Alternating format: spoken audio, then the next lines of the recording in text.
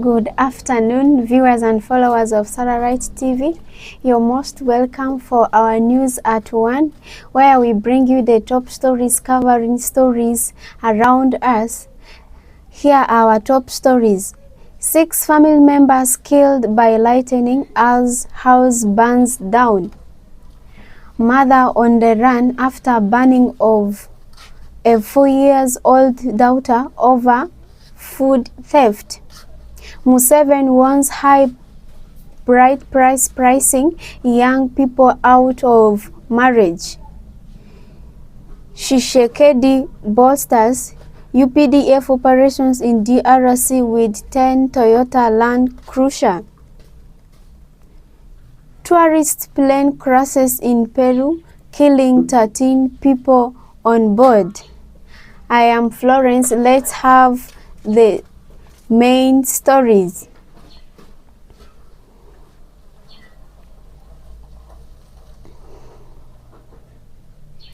Six members of the same family, including 4 children, were killed after lightning struck and set their grass house ablaze in the early hours of Saturday in Maracha district. The tragedy occurred at around 5 a.m. on Saturday, 1st day of August, in Nyaza Cells Central Ward, Oleba Town Council. The victims have been identified as Ondirikwa Godfrey, 37 years, his wife Enyaro Harriet, 30 years, and their 4 children, Patience Desire, 11 years, Jovial Lena, 9 years, Aikoru Blessing, 7 years, and 1-year-old Gilda Mata. According to police, the family was asleep when lightning struck their grass house during a heavy thunderstorm, igniting a fire that engulfed the building. All 6 occupants died in the blaze and their bodies were burned beyond recognition together with their household property. West Nile Regional Police spokesperson SSP Josephine Anguchia said police responded to the scene, documented the incidents, examined the site and recorded statements from the first responders and the relatives. The regional police sergeant conducted post-mortem examination on the bodies before they were handed over to the relatives for burial. The 6 bodies were burned beyond recognition inside the grass house together with household properties. In another story, for many years, Arua City has lacked a spacious livestock market to support the growing cross-border livestock trade with the Democratic Republic of Congo. The establishment of a new livestock market in Katiwad, Ive West Division near the Okaiva River in Ondoparaka is expected to boost the trade, enhance local revenue, reduce meat prices, and help tackle animal theft. Local leaders believe the market will strengthen cross-border trade between Ugandan and Congolese traders while creating employment opportunities for young people, many of whom have remained idle and vulnerable to crime.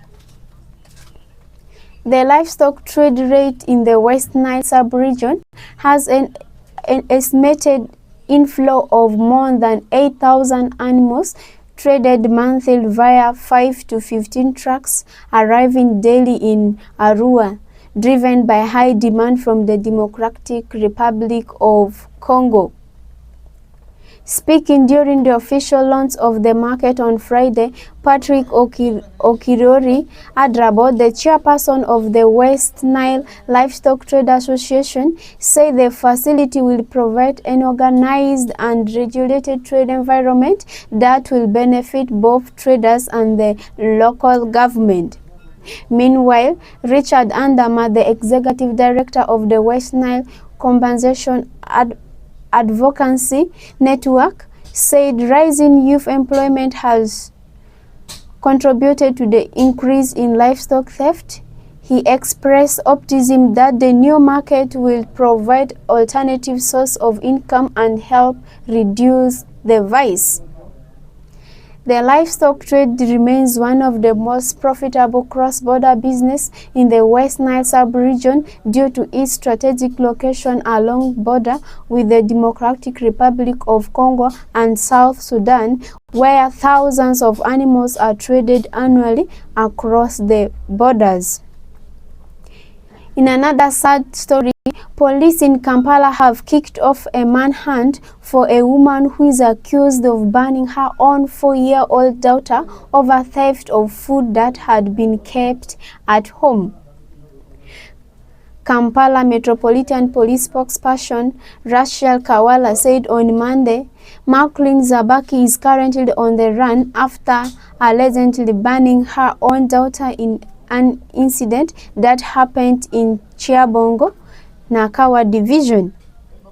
Preliminary findings indicate that the 4-year-old child was burned with hot water from a kettle by her biological mother, who accused her of eating rice in her absence.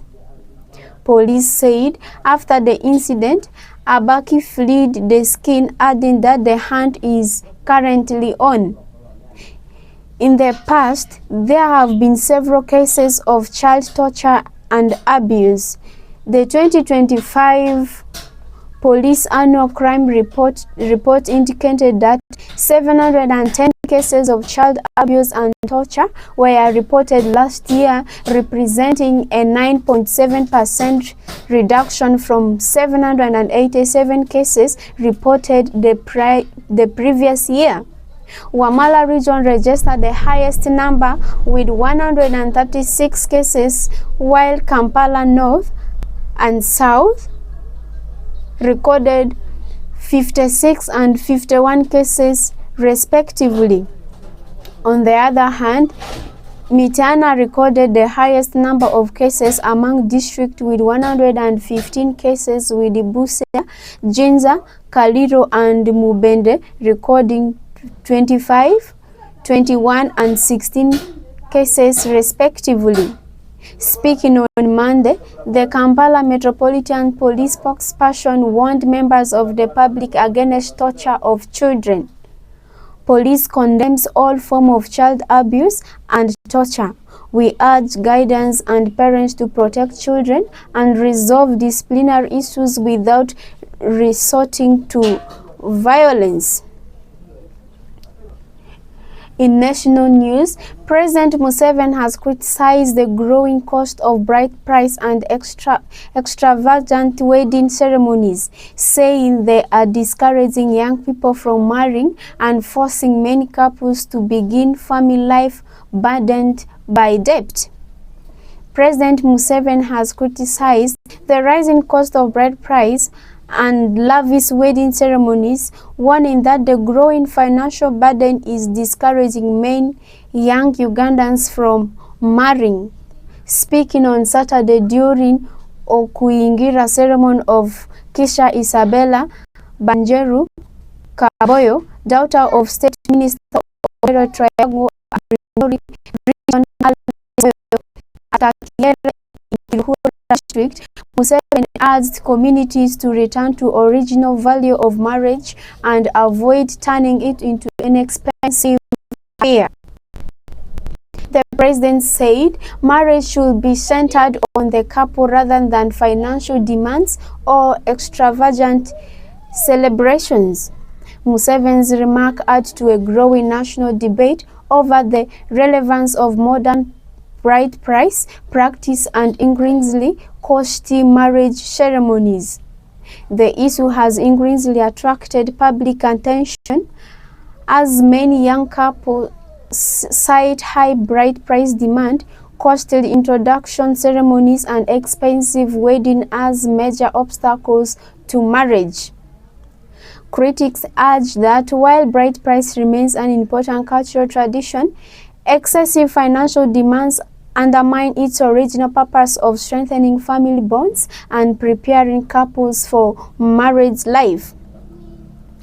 Museveni's intervention is likely to reignite calls for cultural and religious leaders to promote simpler, more affordable marriage ceremonies while preserving the cultural significance of traditional practices.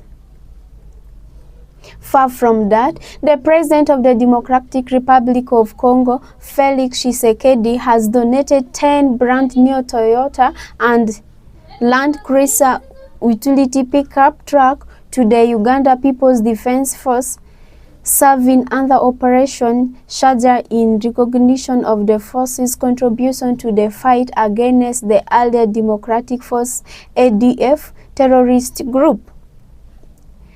The vehicle are expected to enhance the mobility and operational capacity of the joint forces as they continue efforts to eliminate the remaining ADF elements and restore lasting peace and security in Eastern Democratic Republic of Congo. Handing over the vehicle on behalf of President Tshisekedi in Beni, North Kivu Governor Maji General Somo Kakule Everest said the Congolese leader highly appreciates the strongest cooperation between the governments of Uganda and the Democratic Republic of Congo, as well as the success of the joint military campaign against the ADF. He said the donation reflects the DRC's government gratitude for the continued partnership between the Uganda People Defense Force and the Armed Force of the Democratic Republic of Congo. The improved security environment has also enabled schools to reopen and boost cross-border trade between Uganda and the Democratic Republic of Congo. Operation Shujaa is a joint military offensive conducted by the UPDF and the FARDC against the ADF in the Kivu and Ituri region of Eastern DRC. The operation was launched following a series of a deadly terrorist bomb attack in the Kampala that were attributed to the ADF. Subsequent engagement between President Yoweri Museveni and President Felix Tshisekedi led to the establishment of joint operation, which has strengthened bilateral security cooperation and significantly weakened the ADF's presence in Eastern Democratic Republic of Congo. In another international news, Rwanda Food and Drug Authority has shut down 8 alcoholic beverage manufacturing facilities, revoking their production license and ordered an immediate nationwide recall of the dozens of liquor brands as part of an ongoing public health enforcement campaign. The Rwanda Food and Drug Authority has ordered the immediate closure of 8 alcoholic beverage manufacturing facilities, revoking all their manufacturing license, and directed a nationwide recall of their products over public health concern. In a public announcement issued on Sunday, 2nd August 2026, the regulator said the action followed regularity inspections and compliance assessment conducted under the authority of the law establishing Rwanda Food and Drug Authority. The authorities said the measures took immediate effect and are intended to safeguard public health. Following regulatory inspections and compliance assessment in the interest of public health, Rwanda Food and Drug Authority informs all infrastructures, distributors, retailers, and the general public of the following regulatory action are in effect immediately. The affected manufacturers are Nguvu Gin Limited, NBG Limited, Sky Drop Industries Limited, Africana Buffalo Limited, NOPA Company Limited, Roots Investment Group Limited, Rugali Agro Processing Company, and Jongulu Industrial Liability Company Limited. Rwanda Food and Drug Authority also ordered the withdrawal from the market of all alcoholic beverage produced by the affected facilities. The products include a range of gins, vodkas, whiskeys, rum, brandy liquors, and potable spirits.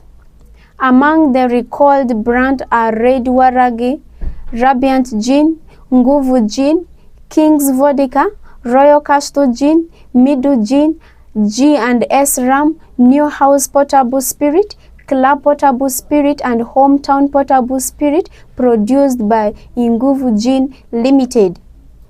Products manufactured by NBG Limited include United Flavored Gin, Bombastic Coconut Flavored Gin, Ingua Flavored Gin, American Flavored Gin, Maguma Gin, and Fimbo Blended Banana Brandy. Other affected products include Saint Nero Gin, Saint Nero Honey Based Liquor, Noblis Gata Gin, Veritas Gin, Ikoramtima Gin Flavored Alcohol Drinks, and Itoto Jinga Flavored Alcohol Drinks from SKY Drop Industries Limited.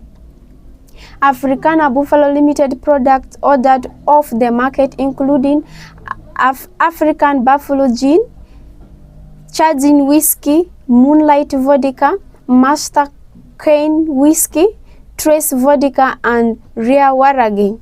Nopa Company Limited's ENAK Gin, Levy Gin, and Service Gin have also been recalled alongside B1 Gin, Hopeman Gin, and Meet Up Gin from Roots Investment Group Limited. The regulator further ordered the recall of Rack Gin and Rack banana-based alcoholic beverage produced by Rugali Agro Processing Company, as well as ZZN Milestone Whiskey and Jumungo from Zungulu Industrial Liability Company Limited. Distributors and retailers have also been ordered to stop the distribution and sale of the affected products with immediate effect and return any remaining stock to their suppliers, distributors, or manufacturers. The latest action comes a day after Rwanda Food and Drug Authority revoked all ethanol and import licenses over public health concerns, in what authorities say is part of a broader campaign to curb the production and circulation of unsafe alcoholic beverage and tackle alcohol abuse, particularly among young people. In another sad story, a small plane carrying a tourist have crashed in Peru, killing all 13 people on board, according to Peruvian officials. The aircraft, a Cessna Caravan C-208, had been flying over Nazca Lines, a geological site, when it went down on Saturday. 11 passengers and 2 pilots were on board. The passengers include 2 German, 2 Spanish, and 7 Italian tourists. Peru State News Agency reported the cause of the crash is not yet clear. The Nazca Line is a popular tourist attraction and UNESCO World Heritage Site in the southern Peru that features ancient drawing of animals in desert sand. Tourists often fly in a small plane to see the extent of the drawings. The crash happened around 13 local time in the Pueblo Viejo region after the plane departed from an airport in Pisco, Peru. This isn't the first plane to crash over the famed site in the past few decades. In 2022, another small tourist plane crashed during a flight over the Nazca Line site, killing 7 on board. And in 2010, a tourist plane went down over the site, killing 6 people on board. And that's all we have for you this afternoon from Sarah Wright TV. Before I conclude, let's have the Recap of our top stories. 6 family members killed by lightning as house burnt down in Maracha district. Mother on the run after banning of 4-year-old daughter over food theft. Museveni warned high bride price pricing young people out of marriage.